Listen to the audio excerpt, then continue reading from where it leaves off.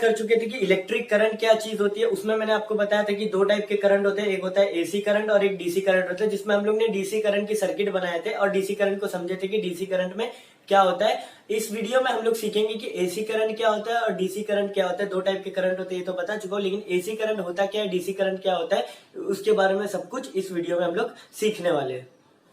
अब वो दो करंट जो एसी और डीसी होता है उसके बारे में हम लोग थोड़ा सा डिस्टिंग्विश जान लेते हैं कि उसके उसमें क्या क्या फर्क होता है, डीसी और एसी करंट में क्या क्या फर्क होता है, ये हम लोग जान लेते हैं। डीसी करंट को इन्वेंट किसने किया था, तो थॉमस अल्वा एडिसन ने। इन्होंने बल्ब का भी इन्वेंशन किया था, जो टंगस्टन के मेटल से जो बल्ब जलता है ना हम लोग के यहाँ पे, वो उसको इन्वेंट किसने किया था, थॉमस अल्वा एडिसन ने किया था। और डीसी करंट को भी किसने इन्वेंट किया था, थॉमस अल्वा एडिसन ने। और ये एसी करंट का इन्वेंशन किया था निकोला टेस्ला ने। निकोला टेस्ला भी एक बहुत बड़े साइंटिस्ट है, उन्होंने भी क्या किया, एसी करंट का इन्वेंशन किया। तो डीसी का एडिसन और एसी का टेस्ला। ठीक है, DC current is more dangerous, बहुत ज्यादा डेंजरस होता है डीसी करंट। क्यों, क्योंकि एक बार अगर मार देता है ना तो झटका बहुत तेज देता है, वो बहुत ज्यादा, उसकी स्पीड बहुत ज्यादा होती है। एसी करंट पिछले लेक्चर अगर आप लोग देखे रहेंगे, पिछला लेक्चर मेरा पिछला वीडियो, तो उसमें मैं बताया था कि पूरे चार्जेस क्या एक ही तरफ मूव करते, तो उसको हम लोग बोलते हैं करंट।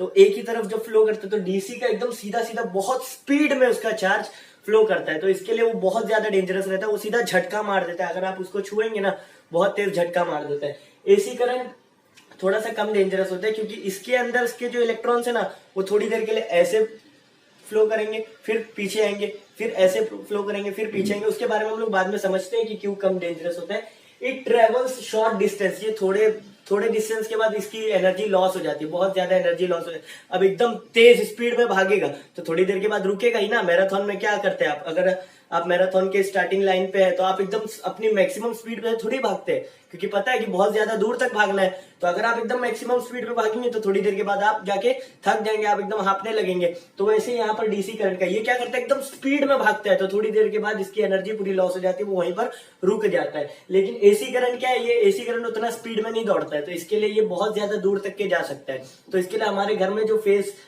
जो मेन स्विच से करंट आता है ना वो एसी करंट होता है, उसको हम लोग बाद में डीसी करंट में कन्वर्ट करते हैं, वो हम लोग बाद में डिस्कस करेंगे। ठीक है, तो जो पावर प्लांट से, जो पावर हाउस से होते हुए जो हमारे घर में बिजली आती है वो क्या होता है, वो एसी करंट होता है। और जो घर में इन्वर्टर यूज होता है वो डीसी करंट यूज होता है। क्यों, क्योंकि वो शॉर्ट डिस्टेंस के लिए रहता है, तो उसके लिए इन्वर्टर के लिए हम लोग क्या करते हैं, डीसी करंट यूज करते हैं। Loss of energy is more, इसमें लॉस ऑफ एनर्जी बहुत ज्यादा हो चुकी है, बता चुका हूं कि इसमें लॉस ऑफ एनर्जी ज्यादा होती है, क्योंकि एकदम तेज भाग रहा है तो इसकी एनर्जी बहुत जल्दी जाकर खत्म हो जाती है, बहुत ज्यादा एनर्जी इसमें लॉस हो जाती है। और यहाँ पर लॉस ऑफ एनर्जी इसलिए ये इतना तेज नहीं दौड़ता है, ये आगे पीछे करके दौड़ता है, इसके बारे में मैं बताऊंगा। इट कैन बी स्टोर्ड, इसको इस पूरे डीसी करंट को हम लोग एक जगह पे स्टोर कर सकते हैं। इसका एग्जांपल, सबसे इजी एग्जांपल है इन्वर्टर। इन्वर्टर के अंदर हम लोग क्या करते हैं, जब लाइट चालू रहती है हमारी, जब लाइट हमारे घर में लाइट रहती है तब क्या होता है, तब इन्वर्टर क्या करता है, एनर्जी को, पूरे इलेक्ट्रिकल एनर्जी को जो एसी करंट उसको मिलता है मेन स्विच से, उसको वो कन्वर्ट करता है डीसी में और फिर अपनी बैटरी के अंदर स्टोर कर लेता है उसको। ठीक है, वो स्टोर कर लिया, लेकिन एसी करंट को हम लोग स्टोर नहीं कर सकते, डीसी करंट को स्टोर कर सकते हैं। उसको कैसे स्टोर किया जाता है वो भी मैं बताऊंगा आपको। इट वर्क्स ऑन टर्मिनल, बता चुका हूँ पिछले लेक्चर में, बता चुका हूँ कि इसके दो टर्मिनल होते हैं, एक पॉजिटिव टर्मिनल, एक नेगेटिव टर्मिनल। बैटरी के दो टर्मिनल होते हैं, उसके वो पॉजिटिव से नेगेटिव या नेगेटिव से पॉजिटिव कोई एक दिशा में वो फ्लो करता है। ठीक है, it works on phase neutral wires, ये फेज और न्यूट्रल वायर मैं बता चुका हूँ कि एसी करंट के लिए हम लोग के पास दो वायर रहते हैं, फेज और न्यूट्रल। और जो बड़े बड़े इलेक्ट्रिकल अप्लायंसेस रहते हैं उनमें एक तीसरा वायर भी जोड़ दिया जाता है, अर्थिंग वायर, जो लीकेज करंट के लिए रहता है, उसके बारे में भी बताऊंगा। ठीक है, उसके बाद इट्स मैग्नीट्यूड में और मे नॉट चेंज। मैग्नीट्यूड क्या होता है, मैग्नीट्यूड पिछले लेक्चर में बता चुका हूँ, फिजिक्स का जो हमारा सबसे पहला लेक्चर था यूनिट का, उसमें बता चुका हूँ। मैग्नीट्यूड एक प्योर नंबर होता है, जैसे अगर मैं फोर्स बोलूं 5 न्यूटन का फोर्स लगा है, तो 5 क्या है, प्योर नंबर है, तो वही 5 को हम लोग क्या बोलेंगे कि फोर्स का मैग्नीट्यूड है। उसकी यूनिट क्या है, एन, न्यूटन उसकी यूनिट है। ठीक है, 5 क्या रहेगा, उसका मैग्नीट्यूड रहेगा। अब उसके बाद इसकी मैग्नीट्यूड क्या होती रहती है, चेंज होती, इसकी मैग्नीट्यूड चेंज हो भी सकती है, नहीं भी हो सकती है। डीसी करंट की मैग्नीट्यूड चेंज हो भी सकती है या नहीं भी हो सकती है। एसी करंट की magnitude changes from time to time, इसकी मैग्नीट्यूड चेंज होती रहेगी टाइम में। बोला ना कि थोड़ा सा आगे जाएगा, फिर थोड़ा पीछे आएगा, फिर थोड़ा आगे जाएगा, पीछे जाएगा। इलेक्ट्रॉन ऐसे ऐसे ऐसे ऐसे करके मूव करते हैं। और डीसी करंट में तो एक ही बार में बहुत आगे तक के जाके उसके फ्लो करता है, बहुत आगे तक के जाता है और फ्लो करता है। तो डीसी करंट में इसका मैग्नीट्यूड चेंज हो जाता है। थोड़ी देर के बाद जब एनर्जी लॉस हो जाएगी तो उसके बाद उसकी स्पीड कम हो जाएगी, तो स्पीड कम होगा तो मैग्नीट्यूड भी क्या हो जाएगा, कम हो जाएगा। उसके बाद its direction does not change, एक ही डायरेक्शन में हो जाता है, एकदम स्पीड में जाता है, एक ही डायरेक्शन में डीसी करंट कहाँ जाता है, एक ही डायरेक्शन में जाता है। और एसी करंट उसका डायरेक्शन चेंज होते रहता है। बताया हूं ना कि पहले आगे जाएगा इलेक्ट्रॉन, फिर पीछे आएगा इलेक्ट्रॉन, फिर आगे जाएगा इलेक्ट्रॉन, फिर पीछे आएगा इलेक्ट्रॉन। तो इसके लिए एसी करंट का क्या होता है, मैग्नीट्यूड और डायरेक्शन दोनों चेंज होते रहते हैं। डीसी करंट का मैग्नीट्यूड और डायरेक्शन चेंज नहीं होता है। तो हम लोग वापस से रिवाइज कर ले, तो आप लोग इसका स्क्रीनशॉट ले सकते हो। डीसी करंट एडिसन ने इन्वेंट किया था, एसी करंट टेस्ला ने इन्वेंट किया था। डीसी करंट ज्यादा डेंजरस होता है, एसी करंट कम डेंजरस होता है। DC current travel short distance के लिए रहता है, और एसी करंट बहुत ज्यादा लॉन्ग डिस्टेंस में भी हम लोग एसी करंट को भेज सकते हैं, लेकिन उसके लिए वोल्टेज ज्यादा रहना चाहिए। ठीक है, हमारे पावर प्लांट से जो आता है ना, तो जो पावर प्लांट से जब वो निकलता है तो उसके अंदर 11,000 10,000 वोल्टेज का करंट दिया जाता है, ताकि वो एकदम दूर तक जाते जाते एनर्जी तो लॉस होगी तो वोल्टेज भी कम होएगा, तो वो आते आते हमारे तक आते आते वो 400 220 वोल्ट हमारे घर तक पहुंच जाए। इसके लिए वो पहले से उसको 11,000 वोल्ट का 10,000 11,000 वोल्ट का मतलब बहुत ज्यादा वोल्टेज उसको दी जाती है। और इसके लिए आप लोग देखिएगा कि पावर प्लांट के जो करीब में जो घर रहते हैं ना, जो गांव रहते हैं पावर प्लांट के करीब में, उसके घर में उस पावर प्लांट से बिजली नहीं देगा। क्यों नहीं देगा, क्योंकि एकदम करीब है, तो एनर्जी लॉस तो होगी नहीं। 11,000 वोल्ट यहाँ से दे दिया, वो सीधा जाएगा 11,000 वोल्ट, कम भी होगा तो कितना कम होगा, 10,000 वोल्ट होगा, 10,000 वोल्ट मारेगा तो पूरा ब्लास्ट हो जाएगा। तो इसके लिए पावर प्लांट के जो आसपास घर रहते हैं उनको बिजली उस पावर प्लांट से नहीं मिलती है, कोई और पावर प्लांट से आती है वो बिजली। ठीक है, अब उसके बाद it works on terminal, it can be stored, बता चुका हूँ। It works on phase and neutral wire, तो वो हम लोग इस लेक्चर में हम लोग डिस्कस करने वाले थे कि फेज और न्यूट्रल वायर क्या होता है। इट्स मैग्नीट्यूड मे और मे नॉट चेंज, इसका मैग्नीट्यूड चेंज हो भी सकता है, नहीं भी हो सकता है, डायरेक्शन नहीं चेंज होगा, एक ही डायरेक्शन में जाएगा। और एसी करंट का डायरेक्शन तो पक्का चेंज होएगा, आगे जाएगा फिर पीछे जाएगा, फिर आगे जाएगा फिर पीछे जाएगा, और इसका मैग्नीट्यूड भी चेंज होगा। क्यों, क्योंकि जब आगे गया तो फिर पीछे आया तो मैग्नीट्यूड चेंज हुआ ना, आगे जाके रुका, स्पीड कम हुई, तो मैग्नीट्यूड चेंज होते रहता है इसका टाइम टू टाइम। तो इसके लिए इसका मैग्नीट्यूड और डायरेक्शन दोनों चेंज होगा। इसका डायरेक्शन पक्का नहीं चेंज होगा, लेकिन मैग्नीट्यूड चेंज भी हो सकता है, नहीं भी चेंज हो सकता है।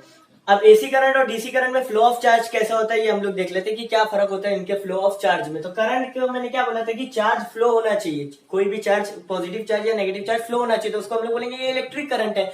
तो डीसी करंट क्या करता है, डीसी करंट यहाँ से जो इलेक्ट्रॉन्स है, ये क्या नेगेटिव चार्ज जो है इस नेगेटिव टर्मिनल पे, वो क्या करेंगे, इलेक्ट्रॉन को धक्का मारेंगे तो वो इस तरफ मूव होएगा, यानी ये पूरे इलेक्ट्रॉन्स इस तरफ ही मूव करेंगे। तो इसको क्या बोलेंगे हम लोग कि ये डीसी करंट है, क्योंकि एक ही डायरेक्शन में जा रहा है। अल्टरनेटिंग करंट यानी एसी करंट क्या करता है, अल्टरनेटिंग करंट, इसको देखो, इसके जो इलेक्ट्रॉन्स रहते हैं ना, इसका डायरेक्शन पहले ऐसा होगा, फिर वापस इधर आएगा। पहले ये थोड़ा सा आगे जाएगा, फिर पीछे आएगा, फिर आगे जाएगा, फिर पीछे आएगा। इसके इलेक्ट्रॉन्स ऐसे करते हैं। फ्लो तो हो रहा है ना, इलेक्ट्रॉन फ्लो हो रहा है, पहले इस डायरेक्शन में फ्लो हो रहा है, फिर थोड़ी देर रुक के इस डायरेक्शन में फ्लो हो रहा है, फिर इस डायरेक्शन में फ्लो हो रहा है, फिर इधर फ्लो हो रहा है। तो फ्लो तो चालू है, लेकिन अल्टरनेटिंग फ्लो चालू है, यानी पहले ऐसा चल रहा है फिर उसका उल्टा चल रहा है। हम लोग बोलते हैं ना अल्टरनेट डेज पे मैं तुम्हारा क्लास लूंगा।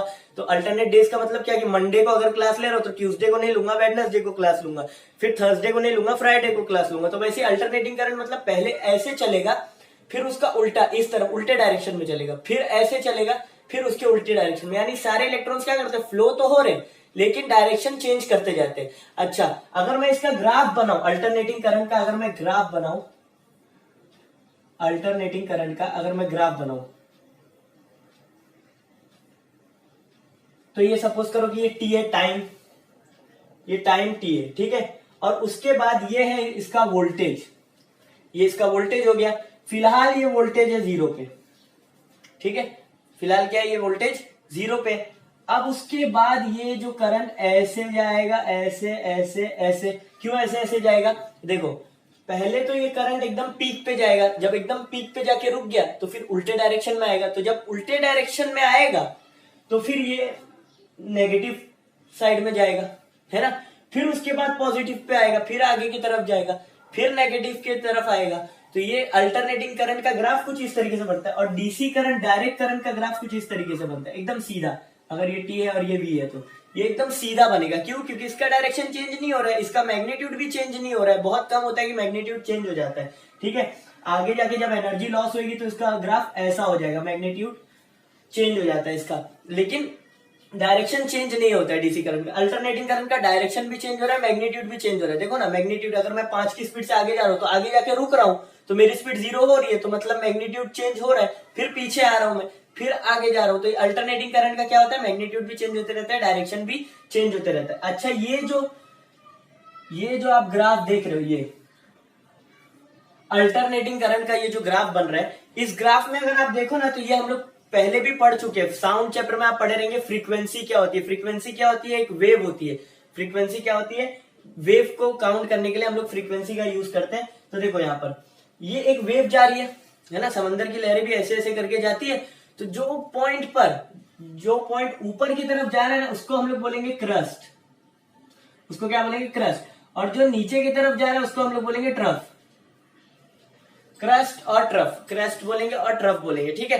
तो एक क्रस्ट और एक ट्रफ पूरा मिलाकर, यानी यहां से जो इसकी फ्रीक्वेंसी जा रही है ऐसे करके, और यहां से नीचे होते हुए जब यहां पर आके वापिस से उसी पॉइंट पर जब खत्म हो रही है, यानी इसको बोलेंगे हम लोग एक साइकिल। ये फ्रीक्वेंसी की एक साइकिल हुई, यानी ऊपर जा रहा है फिर नीचे जाके उसी पॉइंट पे आ रहा है जहां से शुरू हुआ था। देखो ना, यहां से ऊपर गया, ये नीचे आया, फिर वापस इसी पॉइंट पे रुक गया जहां पे शुरू हो रहा था। तो ये इसको क्या बोलेंगे, ये एक साइकिल है। ये फ्रीक्वेंसी की क्या है, एक साइकिल है। ये क्या है, फ्रीक्वेंसी की एक साइकिल है।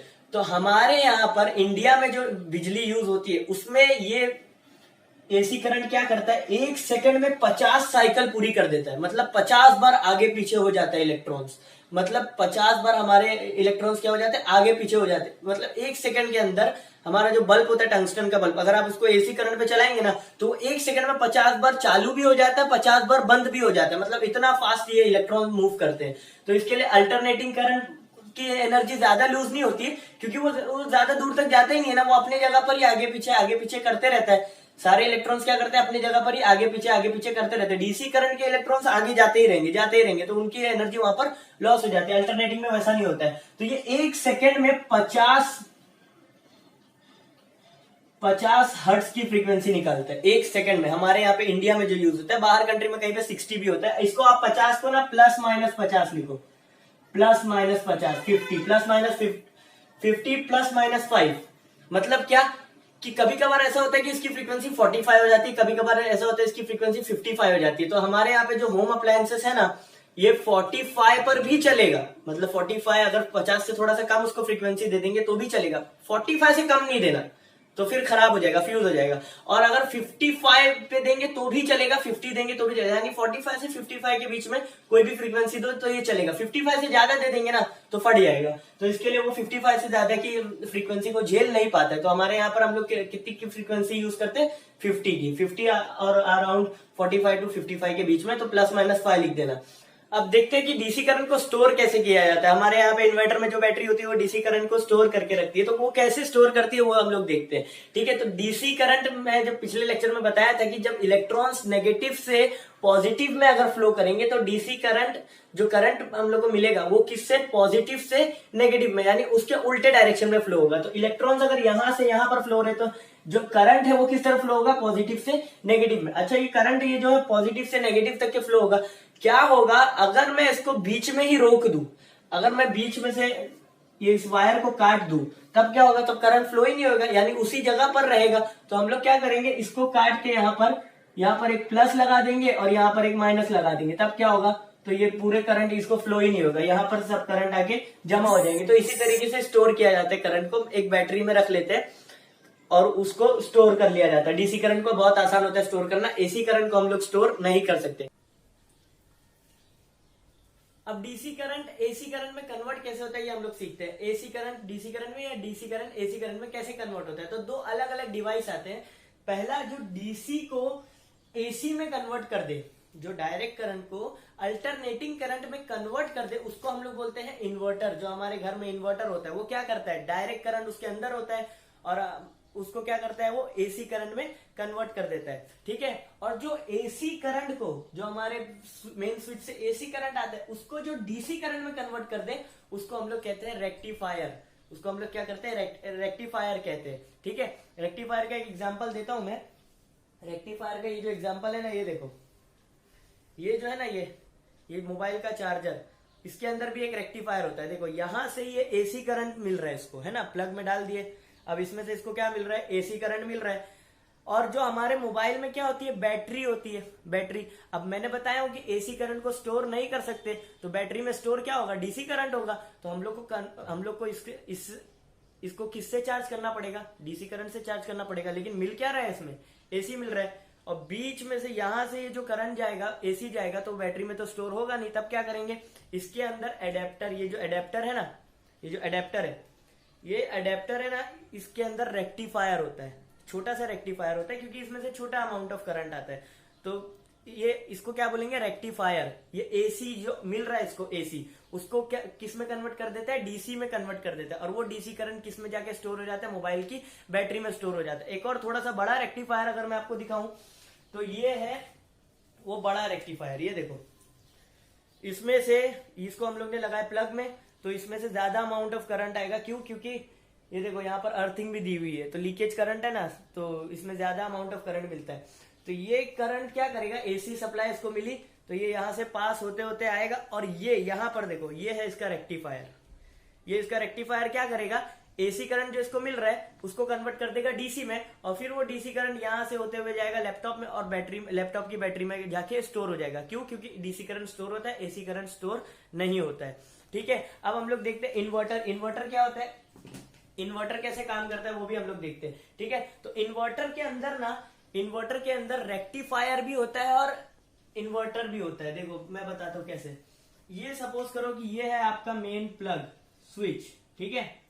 अब यहां से ये है इन्वर्टर की, ये है आपका इन्वर्टर, और ये है आपकी इन्वर्टर की बैटरी। ठीक है, इन्वर्टर की क्या है, ये बैटरी है।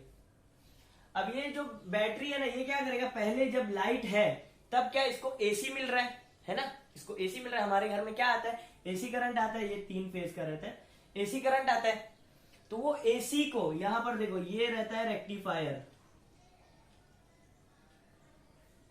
क्योंकि हम लोग को डीसी चाहिए स्टोर करने के लिए। तो ये रेक्टिफायर क्या करेगा, यहां से मिल रहा है इसको एसी करंट, एसी करंट इसको यहां से मिल रहा है, और यहां पर जब रेक्टिफायर से मिलेगा ना ये एसी करंट, तो ये रेक्टिफायर क्या करेगा, उसको बदल देगा, एसी को किस में बदल देगा, डीसी में। तो वो डीसी करंट यहां पर जाके बैटरी में स्टोर हो जाता है, बैटरी में क्या हो जाता है, स्टोर हो जाता है। अब उसके बाद देखते हैं हम लोग, जब लाइट नहीं रहेगी तब क्या होगा। जब लाइट नहीं रहेगी तब क्या होगा, यहां से एसी करंट आना बंद हो गया, है ना। अब यहां पर जो डीसी करंट है मेरे पास, इस बैटरी में जो स्टोर है डीसी करंट, वो क्या करेगा, वो यहां पर आएगा, और यहां पर नीचे होता है आपका इन्वर्टर।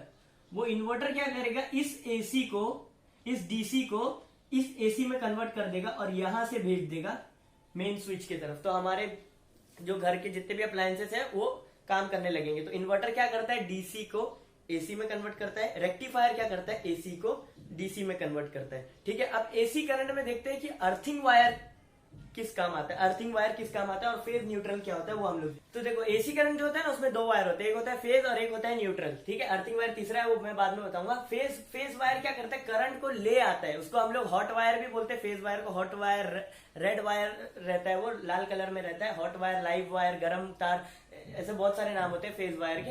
फेज वायर हमेशा आपको लाल रंग का ही मिलेगा, न्यूट्रल वायर कोई और कलर का मिलेगा। लाल और ग्रीन के अलावा कोई भी कलर रहा ना तो समझ जाना कि न्यूट्रल है। तो देखो अब करंट क्या बोलता है, करंट बोलता है कि मैं आऊंगा, ठीक है, करंट यहां से फेज के थ्रू आएगा, फेज वायर के अंदर से करंट आएगा। लेकिन अगर इसको जाने का रास्ता आप बंद कर दो ना, जैसे यहां पर ये फेज वायर जाएगा, करंट आता किससे, फेज वायर से, और जाता कौन से वायर से, न्यूट्रल वायर उसको वापस भेजता है। ठीक है, तो बचा हुआ जो करंट रहता है वो वापस जाने के लिए फेज न्यूट्रल वायर से जाता है वो। ठीक है, अब अगर मैं यहां से बीच से तार काट दूं ना, तो यहां से तो फेज वायर से तो करंट अंदर गया बल्ब में, बल्ब से होते हुए यहां तक पहुंचा, लेकिन उसको आगे जाने का रास्ता नहीं मिल रहा है ना, तो ये करंट इस बल्ब को जलने ही नहीं देगा। यहां से पास होगा करंट, लेकिन वो बल्ब जलेगा नहीं जब तक कि उसको जाने का रास्ता नहीं मिल जाए। यहां से अगर आपको जाने का रास्ता आपने दे दिया ना, तो फिर ये बल्ब जल जाएगा। ये क्या करेगा, बल्ब जल जाएगा ना। उसमें सपोज करो कि ये देखो, यहां पर ये है फेज वायर, ठीक है, ये फेज वायर है। इस पे देखो, अगर कोई एक पक्षी बैठा हुआ है, इस पे क्या है, एक पक्षी बैठा हुआ है, ठीक है, ये पैर से इसको पकड़ा हुआ है पक्षी, सपोज करो चिड़िया बैठी हुई है इस पे, ठीक है। तो ये चिड़िया को करंट नहीं मारेगा, क्यों नहीं मारेगा, क्योंकि वो सिर्फ फेस को पकड़ी हुई है ना। फेस को पकड़ी हुई है। अब ये फेस के थ्रू इसमें से करंट जाएगा इसकी बॉडी में, लेकिन उसके बाद उसको वापस जाने का रास्ता नहीं मिल रहा है, उसको न्यूट्रल भी चाहिए रहता है जिससे वो वापस जा सके। तो ये फेस खाली पकड़ा हुआ है तो इसके लिए उसको करंट नहीं मारेगा। लेकिन अगर किसी तरीके से वो एक पैर इस पे रख दे और एक पैर ये न्यूट्रल पे रख दे ना, जिससे करंट वापस जा रहा है, तो मार देगा, वो सीधे मर जाएगी चिड़िया। ठीक है, तो ये क्या मतलब आपको इससे क्या समझ में आया कि करंट आने का रास्ता उसको मिल जाता है। ठीक है, हमारे बॉडी में आ गया, लेकिन अगर उसको जब तक जाने का रास्ता नहीं मिलेगा ना, वो नहीं मारेगा। अब देखो जैसे ये बैठी थी तो इसके थ्रू यहां से न्यूट्रल तो इसको मिल ही नहीं रहा है, तो ये क्या करेगी, चिड़िया को नहीं मारेगा, चिड़िया को इससे कुछ भी नहीं होगा। लेकिन अगर किसी तरीके से सपोज करो कि अगर कोई बड़ा पक्षी है, कोई कौवा हुआ है, उसने क्या किया, एक पैर से इसको पकड़ा है और उसकी मुंडी सपोज करो यहां पर है, उसने टच कर दिया, एक पैर से उसने फेस को पकड़ा है और चोंच से उसने न्यूट्रल को पकड़ा है, तब क्या करेगा, तब करंट ऐसे आएगा, पैर से उसकी बॉडी में घुसेगा, चोंच से उसको वो यहाँ पर देखेगा कि उसको न्यूट्रल मिल चुका है, मारेगा, सीधा कौवा मर जाएगा। तो इसके लिए हम लोग अगर कभी भी फेस तार को सिर्फ पकड़ेंगे ना, फेस तार को पकड़ेंगे तो हम लोग को मार देगा करंट। क्यों मार देगा, क्योंकि हम लोग जमीन पे खड़े हैं ना, जमीन पे खड़े तो जमीन सबसे बड़ा न्यूट्रल होता है, जो अर्थ होता है सबसे बड़ा न्यूट्रल होता है, इसमें कितना भी वोल्ट करंट मार दो वो अब्सॉर्ब कर लेगा। तो जमीन क्या होता है, सबसे बड़ा न्यूट्रल होता है। अभी अगर मैं एक फेस वायर को ऐसे पकड़ लू, छिल दू फेस वायर को और उसको ऐसे पकड़ लू, तो मेरा पैर जमीन पर है, मैं नंगे पैर हूं, पैर जमीन पर है, यहां से बॉडी में मेरे करंट आया, सीधे पैर के थ्रू नीचे गया, नीचे जमीन क्या है, न्यूट्रल मिल गया, उसको सीधा मेरे को मार देगा, मैं मर जाऊंगा। लेकिन क्या होगा अगर मैं स्टूल के ऊपर खड़ा हूं, एक स्टूल है, लकड़ी का स्टूल है, उसके ऊपर खड़ा हो, तो woods are bad conductor of electricity, woods के अंदर से इलेक्ट्रिसिटी पास होएगी नहीं, तो मैं स्टूल के ऊपर खड़ा हूं और मैं उस फेस वायर को पकड़ा हुआ हूं, है ना, तो अब क्या होगा, करंट मेरे बॉडी में आएगा, लेकिन पैर के थ्रू वो देख लेगा कि वो आगे स्टूल है, उसको जाने का रास्ता ही नहीं मिलेगा, तो मेरे को करंट नहीं मारेगा। आप लोग देखे रहेंगे इलेक्ट्रिशियन लोग जो आते हैं घर में ना, वो जब काम करते रहते हैं तो आप लोग को बोले रहेंगे कि बेटा मेरे से दूर रहो, है ना, मेरे को टच मत करना। क्यों, क्योंकि मालूम है कि वो स्टूल पे खड़े, वो क्या है, स्टूल पे खड़े, या रबड़ की चप्पल रहती है उसके ऊपर ऐसे चप्पल उतार के उसके ऊपर खड़े हो जाते हैं, ताकि उन लोग को, वो लोग अर्थ से दूर रहे, है ना, रबड़ की चप्पल रहती है तो उसमें करंट नहीं पास होता है, तो वो लोग अर्थ से दूर है ना, उन लोग को न्यूट्रल, उन लोग क्या कर रहे हैं, करंट को न्यूट्रल नहीं दे रहे। लेकिन अगर आप उसको टच करोगे ना, तो आप तो जमीन पर खड़े हो, नंगे पैर आप जमीन पर खड़े हो, आप उसको टच कर लिए, उसकी बॉडी से होते हुए, आपकी बॉडी से होते हुए नीचे करंट को न्यूट्रल मिल जाएगा, दोनों को मार देगा, दोनों के दोनों आप लोग मर जाओगे। तो इसके लिए क्या करते हैं, इलेक्ट्रिशियन बोलते हैं कि मेरे को टच मत करना, क्योंकि आप अगर उसको टच करोगे तो उसको न्यूट्रल मिल जाएगा, दोनों के दोनों आप उड़ जाएंगे। तो इसके लिए इससे हम लोग को क्या समझ में आया कि जो फेज वायर रहता है, सिर्फ आप उसको पकड़ लो, आप जो ट्रेन का वायर होता है ना, ट्रेन के ऊपर से जो OHE जाता है, ओवरहेड इक्विपमेंट बोलते हैं उसको, OHE सर के ऊपर रहता है ना, इसके लिए ओवरहेड इक्विपमेंट बोलते हैं उसको। आप अगर एक हाथ से ऐसे पकड़ लोगे ना और लटक जाओगे पकड़ के, तो नहीं मारेगा आपको करंट, पकड़ के लटक जाओ, नहीं मारेगा करंट। लेकिन अगर किसी तरीके से आपने फेस को पकड़ लिया और बाजू में एक न्यूट्रल है उसको भी पकड़ लिया ना, तो करंट यहां से फेस से अपने बॉडी में आएगा, न्यूट्रल से वापस चले जाएगा, उसको जाने का रास्ता मिलेगा, आपको मार देगा। ठीक है, तो इसके लिए कभी भी अगर एक वायर पकड़े हो आप और उस पर लटके हुए हो, या फिर अगर आप जमीन पर खड़े हो और एक लोहे का बाम्बू लिया आपने और उससे ऐसे टच कर दिया फेस वायर को टच कर दिया, तो लोहे के थ्रू आपके बॉडी में करंट आया, नीचे आप जमीन पर खड़े हो, उसको न्यूट्रल भी मिल गया, ऊपर से फेज आ रहा था, इसको नीचे न्यूट्रल मिल गया, आपको मार देगा, आप मर जाओगे। तो इसके लिए करंट सिर्फ फेस पकड़ने से या सिर्फ न्यूट्रल पकड़ने से नहीं मारता है, दोनों पकड़ोगे आप तो मार देगा आपको करंट, या जमीन पर खड़े होकर फेस पकड़ोगे तो आपको करंट मार देगा। ठीक है, अब उसके बाद हम लोग देखते हैं कि अर्थ वायर किस काम आता है, अर्थिंग का जो वायर होता है वो किस काम आता है। सपोज करो कि ये मेरा एक अप्लायंसेस है, होम अप्लायंसेस फ्रिज, ठीक है, यहां से इसको फेज मिल रहा है, करंट आ रहा है इसकी बॉडी में और पास होके जा रहा है ये न्यूट्रल से ये जा रहा है वापस और ये फेज मिल रहा है इसको, तो फ्रिज तो चालू हो जाएगी। लेकिन क्या होगा अगर वो फ्रिज बहुत ज्यादा पुरानी हो गई है और उसमें तार गर्म होने के बाद घस गया है, या उसके ऊपर की जो कोटिंग रहती है वो थोड़ी सी निकल गई है और वो वायर हल्का सा इस फ्रिज से टच हो गया है ना, वो वायर आप ऊपर से छिल गया है या फिर घस गया है वायर, तो उसमें से हल्का सा वो फ्रिज की बॉडी को क्या हो गया, टच हो गया। तब क्या होगा, तब आप जाओगे फ्रिज खोलोगे, उसमें से थोड़ा सा लीकेज करंट थोड़ा सा लीक हो जाएगा, इसको बोलते हैं लीकेज करंट क्या होगा, थोड़ा सा लीक हो जाएगा, ये इसको बोलेंगे लीकेज करंट। तो वो पूरे बॉडी में फ्लो होते रहेगा करंट। आप उसको छूने जाओगे, जैसे भी आप फ्रिज खोलने जाओगे, आपका पैर जमीन पर, आपको करंट मार देगा। तो इसके लिए हम लोग क्या करते हैं, अर्थिंग वायर का यूज करते हैं। अर्थिंग वायर क्या होता है, देखो अर्थिंग वायर है ना, फ्रिज की बॉडी से जोड़ दिया जाएगा और फिर उसके बाद उसको अर्थ कर दिया जाएगा। मैं बताता हूँ क्या होता है। अर्थिंग वायर है ना, करंट जो लीकेज करंट होता है ना, जो एक्स्ट्रा करंट, लीकेज करंट जो बॉडी में होता है, किसी भी होम अप्लायंसेस के बॉडी में होगा, तो उसको वो वापस लेके जाके ग्राउंड कर देता है। अब उसके बाद ये जो लीकेज करंट है वो भी बंद हो गया, जो करंट आ रहा था उसको भी जाने का रास्ता मिल गया। तो आपको, आप नंगे पैर छुओ या आप गीले हाथ रख के छुओ, आपको करंट नहीं मारेगा। क्यों? क्योंकि आपने अर्थिंग करवाया है। अब अर्थिंग वायर का आप देखोगे ना, तो अर्थिंग वायर का जो प्लग होता है वो 3 प्लग होता है, 3 प्लग जिसको हम लोग बोलते हैं, 3 प्लग। ठीक है, तो ये सपोज करो कि आपका ये 3 प्लग है, उसमें आप देखोगे ना तो सबसे बड़ा एक प्लग होता है जो ऊपर की तरफ, वही होता है आपका अर्थिंग वायर। क्यों? क्योंकि इसके 2 रीजन है। देखो, एक सबसे मोटा जो अर्थिंग वायर होता है ना, ऊपर वाला सबसे मोटा, वो सबसे पहले जाके घुसेगा बोर्ड में। तो पता चला पहले ही फेस घुस गया अगर, है ना, जो छोटा है अगर फेस पहले ही जाके घुस गया तो मालूम पड़ा लीकेज करंट भी आ गया, न्यूट्रल भी आ गया, फेस भी घुस गया, न्यूट्रल भी, उसको जाने का भी रास्ता मिल गया, और लीकेज करंट है कहीं से, अर्थिंग बाद में घुस रहा है, आप उसको छुएगा ना तो आप मर जाएंगे। ठीक है, तो इसके लिए अर्थिंग आपको करंट मार देगा, मर नहीं जाएंगे, जरूरी नहीं है, लेकिन आपको करंट मार देगा। ठीक है, अब इसके लिए इसको सबसे बड़ा रखा जाता है ताकि पहले ही जाके वो घुस जाए। पहले ही जाके घुस जाएगा ना तो सारे जो जितने भी लीकेज करंट है उसको वो जाके ग्राउंड कर देगा। तो उसके बाद फिर फेज न्यूट्रल बाद में भी जाएंगे तो भी चलेगा।